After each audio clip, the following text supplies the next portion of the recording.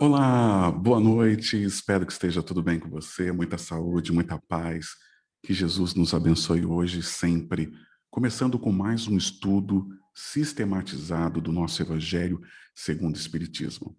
Meu nome é Marcos Cuba, eu sou de Pindamonhangaba, estado de São Paulo, e tenho o prazer de estar aqui contigo neste domingo, contribuindo cada vez mais com os nossos estudos, a nossa doutrina e a nossa filosofia de vida. Fica aqui meu agradecimento ao nosso querido amigo Davi Ascenso, do Centro Espírita Caridade e Amor, que fez o convite para que eu esteja aqui com você. E todo domingo vai ter um convidado especial, trazendo aí algumas informações, fazendo várias reflexões maravilhosas aí em relação a essa obra magnífica que Allan Kardec trouxe para cada um de nós. E hoje nós vamos trabalhar a parte introdutória, nós estamos na parte introdutória do Evangelho segundo o Espiritismo. Então, nós ainda estamos no início. Então, dá tempo de você convidar o seu amigo, convidar um familiar, reunir todo mundo aí em casa para começar esse estudo junto com a gente. Hoje nós vamos ver a parte introdutória que fala do objetivo desta obra. O Evangelho segundo o Espiritismo é uma obra que ela não veio para atacar ou, ao mesmo tempo, para colocar contrapontos de outras obras sobre o Evangelho. Ela veio para somar, para trazer novas visões, uma forma muito forte de edificar a nossa fé e o nosso entendimento. Durante esses domingos, é isso o nosso objetivo, de trazer cada vez mais força através desses ensinamentos que Cristo trouxe para cada um de nós. Mais uma vez, uma ótima noite e uma ótima semana. Eu já vou abrir o texto aqui, nós vamos começar com um texto, e a gente vai lendo e batendo um papo sobre o texto, tá bom? Vamos lá então. O texto está lá na parte introdutória e o título, ele diz, né, o objetivo desta obra. Ele começa dizendo: pode-se dividir em 5 partes as matérias contidas nos evangelhos: os atos comuns da vida de Cristo, os milagres, as predições, as palavras que foram tomadas pela igreja para fundamento de seus dogmas e o ensino moral. Então, temos essas partes que foram divididas toda a construção do evangelho. Nós temos a parte da própria doutrina, nós temos as questões dogmáticas, nós temos os milagres, nós temos as falas, as parábolas, tantas informações que formaram o contexto do evangelho. E ele diz: as 4 primeiras têm sido objeto de controvérsias. A última, porém, conservou constantemente inatacável. Do que ele está falando? Da moral de Cristo. Diante desse código divino, a própria incredulidade se curva.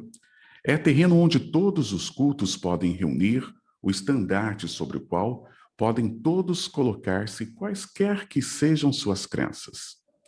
Porquanto jamais ele constituiu matéria das disputas religiosas, que sempre e por toda parte se originaram das questões dogmáticas. Então, Cristo, em nenhum momento, ele veio fazer com que as futuras religiões ou as crenças se chocassem.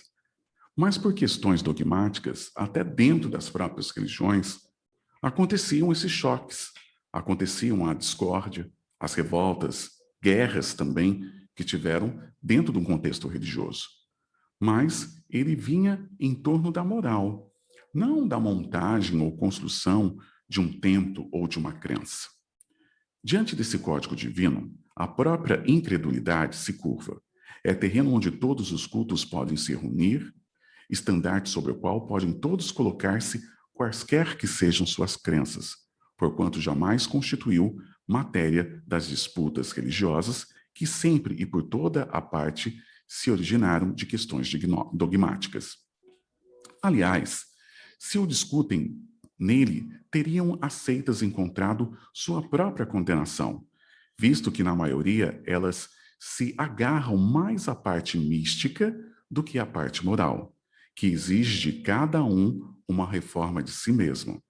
Então, muitas vezes, a gente fica em torno de algo vago, dentro dessa questão da análise do evangelho, mas às vezes esquecemos da reforma. Então, ele fala que muito se apega ao estéril, né? Aquilo que não vai gerar nada, não vai dar nada de retorno. E esquecemos do quê? Esquecemos desse contexto mais íntimo, do contexto da nossa reforma, do contexto daquilo que realmente transforma a nossa vida. Para os homens, em particular, constitui aquele código uma regra de proceder que abrange todas as circunstâncias da vida privada e da vida pública.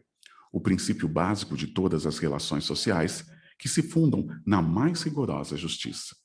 Então, realmente é um tapete que se estende, que vai nos guiando dentro das nossas tomadas de decisões, dentro dos nossos hábitos e costumes, dentro dos nossos relacionamentos, tanto no ambiente familiar quanto fora da família, aonde você trabalha. Esse era o objetivo, de ser algo que consiga dar para cada um de nós suporte para a nossa existência.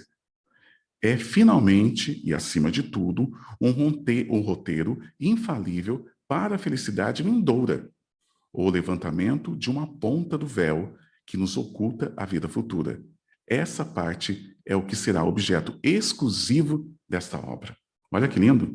Ele está falando que o objetivo do Evangelho, segundo o Espiritismo, é traçar um mapa para uma felicidade vindoura, aquela felicidade duradoura. Por isso, do mergulho dentro dessa reforma íntima e do entendimento desses ensinamentos que a gente vai perceber que vem da onde? Que vem dessa espiritualidade amiga, que traz para cada um de nós, junto com Kardec, através de uma metodologia, que nós vamos perceber todos esses ensinamentos e todos esses estudos. Tá? Continuando o texto, ele diz: toda a gente admira a moral evangélica. Todos lhe proclamam a sublimidade e a necessidade. Muitos, porém, assim, se pronunciam por fé, confiados no que ouviram dizer, ou firmados em certas máximas que se tornaram proverbiais. Poucos, no entanto, conhecem a fundo, e menos ainda são os que a compreendem e lhe sabem deduzir as consequências. Então, ele está falando que existe um universo um universo de leitores que buscam o evangelho, mas que ficam na superficialidade, que ficam no superficial. Poucos são aqueles que mergulham dentro desse evangelho, dentro dos entendimentos, que conseguem mastigar as palavras, entender o que ele está querendo dizer. E mais ainda, que sabe das consequências de tudo que há de vir. E ele continua dizendo: a razão esta, por muito, na dificuldade, apresenta o entendimento do Evangelho, que para o maior número dos seus leitores é ininteligível, que é difícil de entender. Você não consegue, muitas vezes, entender o que está escrito. Você pega, por exemplo, uma Bíblia, ela tem uma leitura rebuscada, uma leitura forte, que muitas vezes você tem que ir voltando, deixa eu ver se eu entendi mesmo, deixa eu ver se eu consegui compreender. E nisso você acaba, pela essa falta de entendimento, não conseguindo mergulhar dentro do ensinamento, daquele roteiro certeiro mesmo, que vai ajudar a você ter uma reflexão, ter uma meditação sobre aquele texto. E ele diz: a forma alegórica é o intencional misticismo da linguagem, fazem com que a maioria leia por desencargo de consciência e por dever, como leem as preces sem as entender, isto é, sem proveito. E é verdade. Muitas vezes você acaba fazendo isso por obrigação. Não, hoje é dia de ler uma parte do Evangelho. Está lá na cabeceira. Mas lê por ler, como se fosse algo mecânico, como se fosse algo como escovar um dente, uma necessidade do dia a dia. Mas sem apreciar aquilo que você está fazendo, sem o entendimento daquilo. Passam-lhe despercebido os preceitos morais, os entendimentos da moralidade. Os ensinamentos, muitas vezes a gente não consegue perceber. Mas por que a gente não percebe? Também a gente vive uma rotina, né? Todos nós temos uma rotina muito grande sobre a nossa vida. Se levanta cedo, você tem que escovar o dente, trabalhar, correr, é uma loucura para muitas pessoas. Então, o evangelho ele tem que ser algo muito íntimo, muito gostoso, muito prazeroso. Para quê? Para que você tenha entendimento, para que você consiga compreender o que ele está dizendo. Porque se for algo muito mecânico, você perde a sensibilidade. Você perde até a espiritualidade, o envolvimento, porque passa a ser como se você estivesse lendo um jornal, uma coisa. Não, é um processo de transformação. Mesmo porque ele tem um peso muito forte, porque ele vem da eternidade. Ele vem de um espírito que é guia e modelo, que viveu muitas vidas, que deu muito certo e que trouxe um material muito importante para cada um de nós. Trouxe uma bula para cada um de nós, um manual de instrução. Então, isso é muito importante de a gente perceber. Passam-lhes despercebidos os preceitos morais disseminados aqui e ali. Porque é verdade, você vai pegando as parábolas, você vai pegando os evangelhos, seja a fala de um apóstolo ou a própria fala direta de Cristo, você vai percebendo que nas entrelinhas tem uma informação importante. Tem ali algum conteúdo que vai te ajudar, tem algo que vai te abraçar. Tem uma dica universal que serve para as nossas tomadas de decisões, serve para os nossos pensamentos da calada da noite, serve para tanta coisa, não é verdade? E o que acontece? Às vezes a gente não percebe isso. Aqui e ali, intercalados, na máxima, ou melhor, na massa das narrativas, impossível, então, apanhar-lhes o conjunto e tomá-los para objeto de leitura e meditações especiais. Então, muitas vezes, dentro de todo esse universo, é difícil você pegar tudo isso para um processo de meditação, para um processo de entendimento. Começou lindo, né? Lindo o texto. Ele faz a gente mergulhar já no que vem por aí de tantas obras, de tanto conteúdo que vai ter ao longo do Evangelho segundo o Espiritismo. E agora você vai ver como vai ficar mais interessante essa narrativa desse texto. Olha só, é certo que tratados já se hão escrito de moral evangélica. É verdade, a gente tem vários conteúdos. Mas o arranjo em moderno estilo literário lhes tira a primitiva simplicidade, que ao mesmo tempo lhe constitui o encanto e a autenticidade. Olha que perfeito! Quantas vezes, dentro dessas palavras rebuscadas, como eu falei, dentro desses textos magníficos, perde a simplicidade, perde o entendimento. Você vai ler, às vezes, não entendi. Ou você está lendo para alguém, dá para você repetir? Então, qual que é o objetivo também do Evangelho segundo o Espiritismo? Dentro de vários entendimentos e interpretações, trazer mais próximo, né, do leitor o entendimento da moral, o entendimento daquilo que realmente vai transformar a vida dele. Outro tanto, cabe dizer-lhes, as máximas destacadas e reduzidas à sua mais simples expressão proverbial, que é um outro sentido, que a gente tem os provérbios, a gente tem as falas, as palavras de forma simples, né? Desde logo, já não passam de aforismos, privados de uma parte do seu valor e interesse, pela ausência dos acessórios e das circunstâncias em que lhe foram enunciadas. E às vezes, ele não tem a precisão do tempo. E isso a gente ganha, porque os espíritos, principalmente quando a gente vê nos textos que as instruções dos espíritos, então nós temos ali no Evangelho segundo o Espírito, no Evangelho segundo o Espiritismo, nós temos as colocações, depois a gente tem as instruções dos espíritos. Nessas instruções dos espíritos, a gente ganha muito, porque ele aproxima mais a gente da realidade, do fato real, de como era, de qual é esse conteúdo, na verdade, do que nós estamos realmente falando.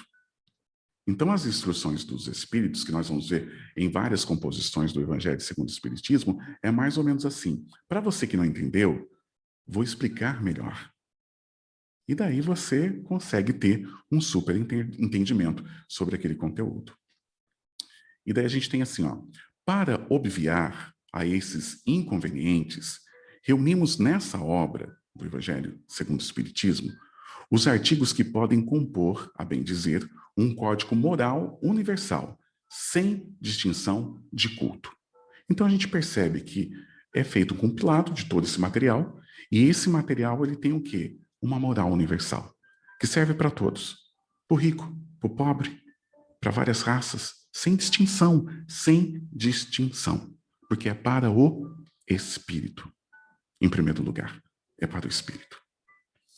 Nas citações, conservamos o que é útil ao desenvolvimento da ideia, pondo de lado unicamente o que não prende o assunto.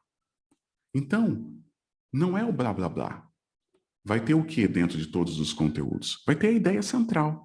E essa ideia central, ela vai incorporar dentro de todo o discurso aquilo que realmente é importante.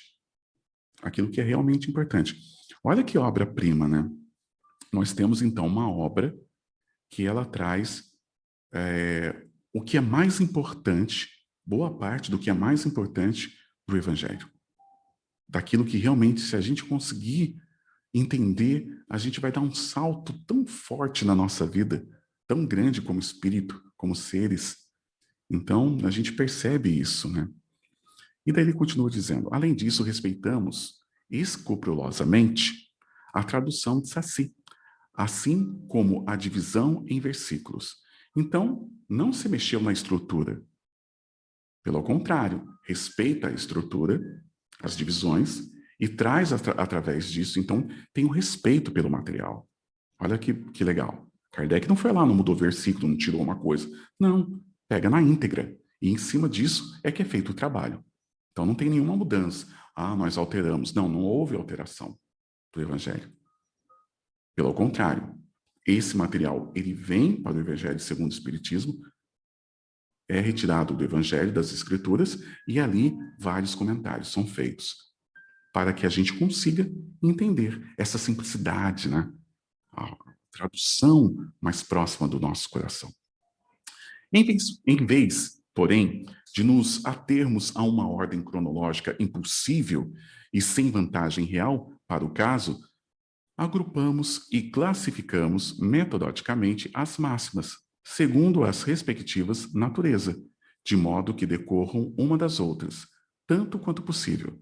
Então, ao invés de ficar preocupado com a parte cronológica, ele se preocupou com a continuidade. Uma lição que vem, que dá continuidade à outra. Um texto que vem, que abraça o outro. Por quê? Porque constrói na nossa mente um processo de evolução, onde você começa e vai expandindo, vai abrindo o seu entendimento. Olha que legal! Então, isso permite o quê? Permite um crescimento dentro da própria leitura. Então, é uma leitura que você começa e você vai crescendo nela, porque vai expandindo, uma lição vai encaixando na outra. E esses encaixes, eles vão fazendo o quê? Vão transformando a sua percepção moral, de vida, do todo, da eternidade, espaço e tempo e tantas outras coisas. E continuando aqui o texto, né? Daí a gente tem aqui. E classificamos metodologicamente as máximas segundo as respectivas naturezas, de modo que decorram uma das outras, tanto quanto possível. A indicação dos números de ordem dos capítulos e dos versículos permite se recorra à classificação vulgar e sendo oportuno. Isso vai permitindo o quê? Que você entenda essa continuidade e que se trace um mapa. Um mapa para você chegar cada vez mais próximo da verdadeira moral universal que o texto abre falando sobre isso. Outra coisa. Esse, entretanto, seria um trabalho material. Isso é o trabalho material. O trabalho material é isso que nós estamos falando.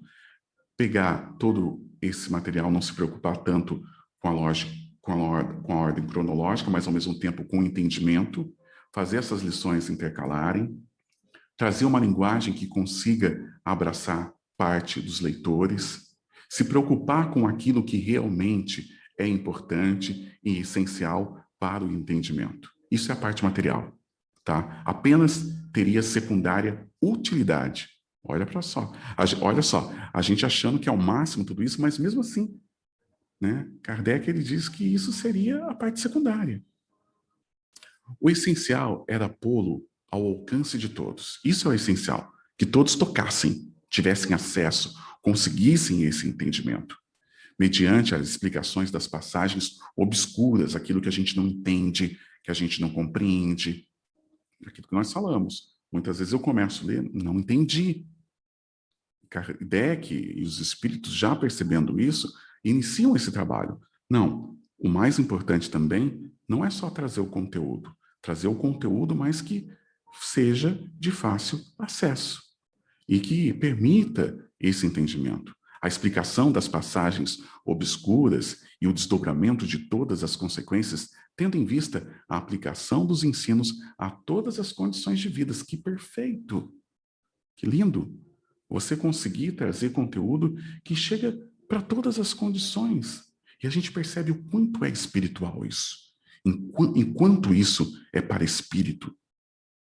É para todos, para o cara da labuta, para aquele que acorda de manhã, para aquele que vai batalhar, para aquele que tem que tomar muitas decisões, para aquele que está no sol, para aquele que está no ar-condicionado queimando os neurônios, para vários, independente do que você faz, independente do que você produz, independente de onde você esteja. Então ele fala para todas as condições de vida. Esse material é para todas as condições de vida. Foi o que tentamos fazer, olha só, com a ajuda dos bons espíritos que nos assistem. Perfeito, né? Os bons espíritos que nos assistem. E daí, continua dizendo, muitos pontos do Evangelho, da Bíblia e dos autores sacros em geral são inteligíveis, parecendo alguns até irracionais. A gente não consegue entender, não consegue compreender. A gente não consegue colocar, às vezes, alguns conteúdos na nossa linha de raciocínio. Quantas vezes você já ouviu alguém falar assim, nossa, eu comecei a ler, mas eu tive que parar, achei muito difícil, cansou, eu não consegui. Porque ele não consegue nem processar algumas informações, por falta da chave que faculta, né, se lhe aprenda o verdadeiro sentido. Então falta uma chave. Essa chave está completa no Espiritismo, como já o puderam reconhecer o que tem estudado seriamente e todos mais tarde, ainda melhor, o reconhecerão. Olha que magnífico isso. Existe um grupo de pessoas que estudam o Evangelho segundo o Espiritismo e já entendeu a metodologia, já entendeu a filosofia, já consegue ter essa percepção. Mas ele está falando que muitos ainda vão chegar nisso, vão chegar nesse ponto, no real sentido, no real motivo do Evangelho, no real motivo de cada parábola, de cada ensinamento. Por que que Cristo foi no Sermão do Monte? Por que das reuniões com os apóstolos? Por que da cura? Por que dos milagres? Por que da crucificação? Então, começa então aí um entendimento que vai descortinando. Isso é o interessante do Evangelho. Porque não basta só ler, é preciso uma coisa muito importante, você se transportar para o tempo onde tudo isso aconteceu e trazer esse tempo para você. Percorrer um caminho e trazer esse tempo para o seu cotidiano. Essa é a verdadeira transformação. Eu posso ler o Evangelho várias vezes. Eu posso fazer 20 estudos do Evangelho. Mas não vai ter sentido nenhum esses 20 estudos se eu não trouxer ele para a minha realidade, para a minha vida, para o meu dia a dia. É entender sobre cada versículo, sobre cada instrução dos Espíritos, o seguinte, tá, e agora? O que eu vou fazer com esse conteúdo? Amanhã eu vou acordar de manhã. Inicia mais um dia, inicia mais uma semana. O que eu posso aplicar? Porque aí que está o segredo do processo evolutivo. A aplicabilidade dos ensinamentos. É o quanto eu consigo aplicar isso, porque daí eu vou ter experiência. Experiência é uma experienciação também, porque vai ser a mistura da ação com a experiência. Isso provoca o quê? Reforma íntima. E essa reforma íntima transforma o quê? A sua moral. Então, está contribuindo para o seu espírito. É importante a gente pensar dessa forma. É essa razão porque, ao mesmo tempo que rasga horizontes novos para o futuro, projeta luz não menos viva sobre os mistérios do passado. Então, o passado, ele começa a descortinar e se transforma em luz para nós que vamos seguir daqui para frente. Para aqueles que vão caminhar daqui para frente sobre o entendimento do Evangelho. E volto a falar, alguns já estão dentro desse processo. vivendo essa transformação, buscando cuidar do espírito, cuidar desse material que ganhamos, né? Do corpo, da vida, daquilo que nós somos depositários. Alguns já perceberam. Outros, no seu tempo, também vão perceber, como fala o texto. Eles vão perceber isso também. E o passado, tudo isso que nós temos registrado, serve para quê? Como luz, como um caminho a seguir, como uma forma de meditar, de refletir, de entender as coisas que virão daqui para frente. Isso é muito importante. Quando a gente pega para estudar o Evangelho segundo o Espiritismo, a gente vai ver que cada vez que a gente estudar, ele vai ter um sentido diferente. Não porque ele tenha um sentido diferente, mas é porque nós estamos vivendo momentos diferentes a cada vez que a gente realiza a leitura. E daí você vai se apegar naquilo que mais te chama a atenção, em função do momento em que você está vivendo, em função daquilo que você precisa. Quantas vezes você já ouviu alguém falar assim, nossa, eu li o livro e cada vez que eu leio, ele tem um significado. Mas é por quê? Porque cada vez que ele lê, ele está em uma outra necessidade. E daí, dentro desse material eterno que vem e abraça todo tipo de situação, toda a causa e todo o efeito, ele vem e te transforma. Ele vem e te ajuda. Maravilhoso isso, né? Maravilhoso. O nosso texto continua dizendo, como complemento de cada preceito, acrescentamos algumas instruções escolhidas, dentro as que os espíritos ditam em vários países e por diferentes médiuns. Então não foi um único, em um único ponto. Porque daí tem dúvida. Mas olha o cuidado de Kardec. Ele vai pegar o intercâmbio espiritual em vários pontos, com vários médiuns. Para quê?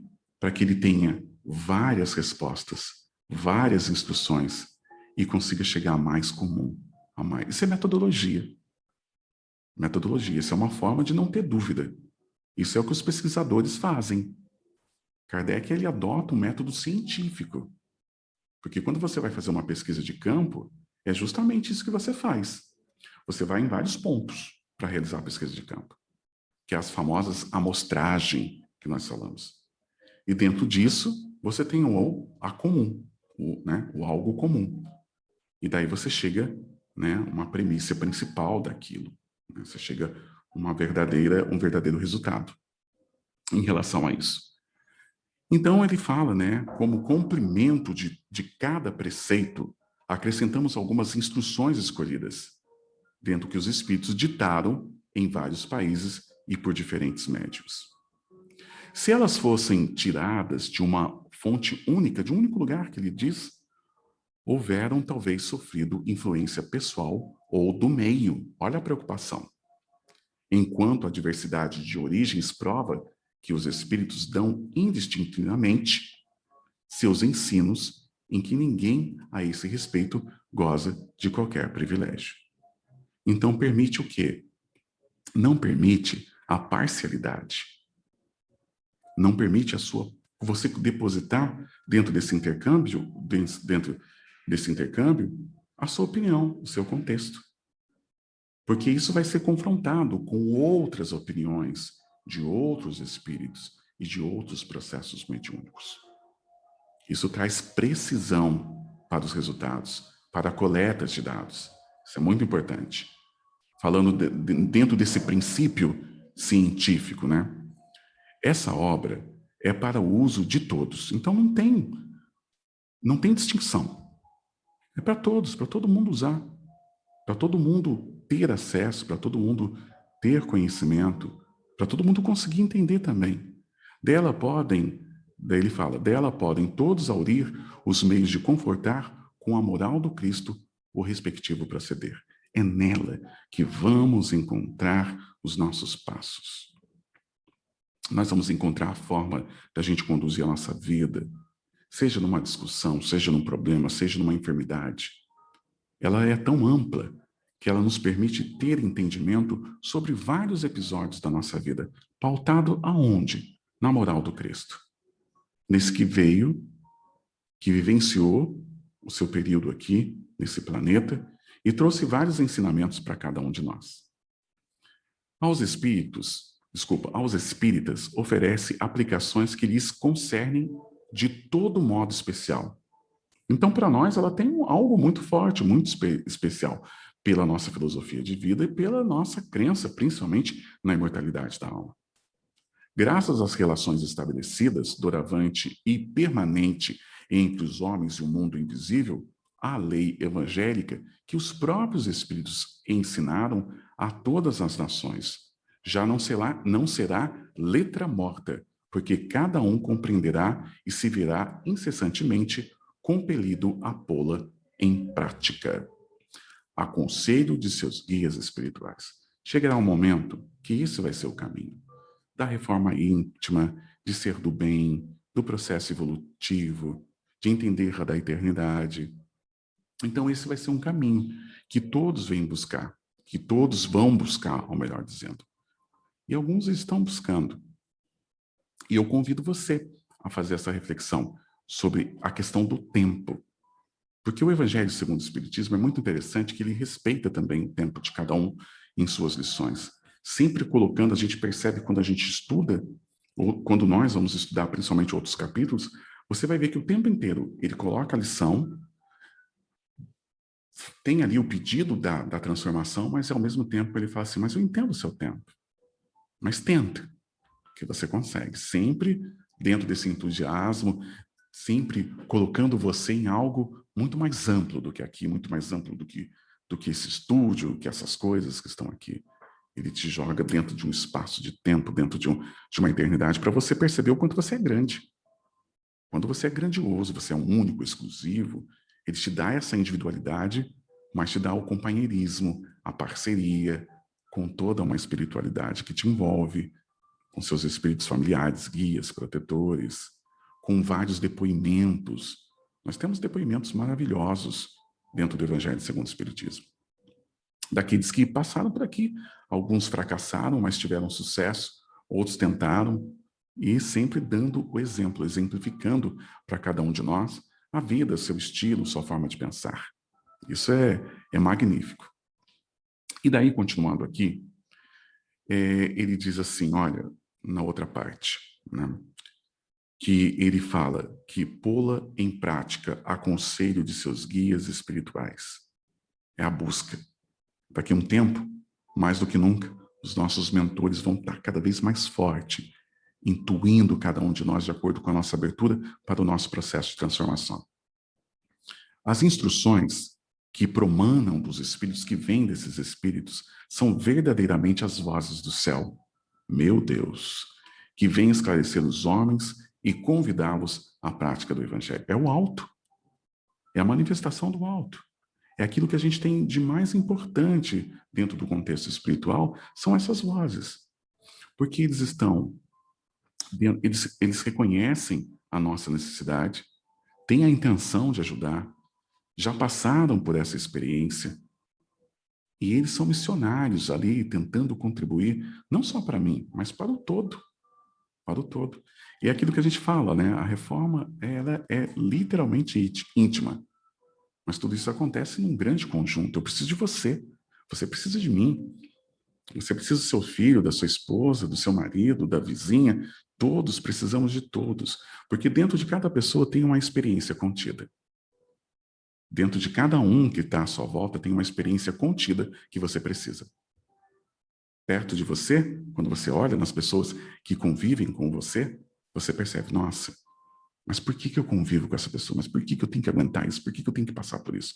Ali está a sua experiência. Ali está sendo o seu currículo espiritual, onde você adquire essa experiência e vai dando um salto. E lembrando que nós escolhemos boa parte dos processos que nós vivemos. E boa parte do que nós vivemos no agora são decididos agora, por algumas decisões que você toma e depois causa e efeito. Dando sequência, né, houvéramos, sem dúvida, podido apresentar sobre cada assunto o maior número de comunicações obtidas numa porção de outras cidades e centros, além das que citamos. Então podia ter muito mais conteúdo, muito mais material de vários outros pontos, em tudo que nós vamos estudar a partir de agora. Você vai ver que tem várias instruções de vários espíritos, mas podia ter muito mais, porque ele tinha esse material. Mas ele diz o seguinte, olha que interessante, tivemos, porém, de evitar a monotonia das repetições, para não ficar algo tão enjoativo e tão cansativo de ler, e de forma inútil que ele fala. E limitar a nossa escolha às que, tanto pelo fundo quanto pela forma, tanto na profundidade quanto na forma, né, no exemplo, na aparência, se enquadravam melhor no plano desta obra. Reservando para as publicações ulteriores os que não puderam caber aqui. Então, em outras obras, vão aparecer conteúdos que ele deixou de usar aqui, no Evangelho segundo o Espiritismo. Ele não desperdiçou. Ele vai usar isso em outras obras. No Livro dos Espíritos, a Gênese. Então, ali nas obras kardecianas, ele acaba aproveitando esse outro material. Então, não desperdiça. Mas no Evangelho segundo o Espiritismo, ele coloca aquilo que melhor cabe para o objetivo da obra. Daí ele fala dos médiuns, gente. Isso é maravilhoso, olha. Quanto aos médiuns, abstivemo-nos de nomeá-los. Na maioria dos casos, não os designamos a pedido deles próprios. Assim sendo, não convinha fazer exceções. Então, o sigilo faz parte de um processo. E alguns nem queriam, porque não é a mediunidade que está em referência, mas sim o contato, o intercâmbio, o material, a comunicação, o espiritual. Ao demais, os nomes dos médios nenhum valor teriam acrescentado à obra dos espíritos. Então, eles tinham essa convicção, que os nomes não importavam tanto. Mencioná-los, mas não fora, então, do que satisfazer o amor próprio, coisa que que os médiuns verdadeiramente sérios não tem nenhuma importância para eles, isso. Eles não ligam para isso, o texto fala. Compreende eles que, por ser meramente passivo o papel que lhes toca, o valor das comunicações em nada lhes exalta o mérito pessoal, e que seria pueril envaidecerem de um trabalho de inteligência ao qual é apenas mecânico o curso que prestam. São canais. Então, ser canal é algo que você é depositário, né? É um presente. Mas você não pode envaidecer, ou tinha essa preocupação desse envaidecimento, dessa vaidade, então tomou muito cuidado com os nomes dos médiuns, porque o objetivo não era isso. Eles também reconheciam que eram apenas canais, e que o mais importante era trazer a comunicação, essa comunicação do céu, do alto, né, como o texto fala. E daí continua dizendo, né, que esse texto, né, ele é muito importante porque ele ajuda cada um de nós a ter a percepção de como que vai ser a obra. Então, o objetivo desta obra, se a gente for agora criar um super resumo, ele tem como objetivo mostrar para cada um de nós o quanto é uma obra séria. O quanto Kardec, em conjunto com os espíritos, tomaram muito cuidado para transformar em uma língua fácil de entendimento, no sentido de reflexão, numa língua que chegasse próximo aos corações e próximo à realidade, pegando aquilo que tem de melhor dentro do Evangelho, pegando o melhor conteúdo para poder te abraçar dentro do entendimento e da compreensão. E toda vez que você lê, você vai ter uma outra compreensão. Não que vai mudar o sentido, mas algo mais completo. Porque à medida que a gente vai estudando, a gente vai entendendo também o significado de algumas palavras, a gente vai entender o sentido do texto, a gente vai entender essa compreensão, e isso vai ficando cada vez mais rico dentro do nosso entendimento. É um caminho que vamos percorrer ao longo desses domingos. Então, durante todos esses domingos, vamos estar aqui, refletindo alguns capítulos com vários itens, e ali você tendo uma compreensão da obra. O mais importante de tudo isso é pensar que isso é para quê? É apenas para eu passar o tempo? Não. É para eu dizer que eu estou fazendo? Não, não. Isso é para te ajudar. Para ajudar você a melhorar a sua vida. Compreender o Evangelho é melhorar a vida. Como diz um amigo, é um manual de instrução aqui, para cada um de nós tentar seguir os nossos passos da melhor forma possível. E o objetivo dessa obra no caso que nós estamos lendo hoje, é tirar aquilo que era muito pesado e difícil e tornar mais tranquilo e mais fácil. Fazer Deus chegar mais perto de você. Pegar o que Jesus viveu e pedir o apoio dos nossos espíritos, amigos, nos contando como que era isso. Porque daí eles estão com acesso aos anais da espiritualidade, eles conseguem ali ver como de fato aconteceu e transportar para cada um de nós um entendimento mais próximo para que a gente entenda e coloque em prática. Ok? Bem, no próximo domingo nós estaremos com a participação do Paulo Lodi. Tá? Então, Paulo estará no próximo domingo fazendo parte do nosso estudo sistematizado do Evangelho segundo o Espiritismo. Eu queria agradecer do fundo do meu coração a oportunidade que você me deu de estar aí no seu lar, talvez no seu ambiente de trabalho, enfim, aonde quer que você esteja nesse momento.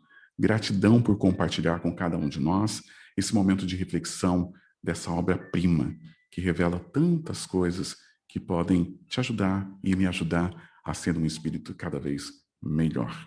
Tenham todos uma ótima semana, com muita paz, com muita luz, com muita força, com muito discernimento. Peço que Jesus te proteja sempre, sempre. E breve a gente estará de volta aqui, com mais um comentário sobre o livro mais um comentário sobre o Evangelho segundo o Espiritismo. Tá? Tenham todos aí uma ótima noite, um ótimo restinho de domingo para você e uma ótima semana. Muita paz, muita luz e até o próximo estudo sistematizado do Evangelho segundo o Espiritismo. Uma boa noite.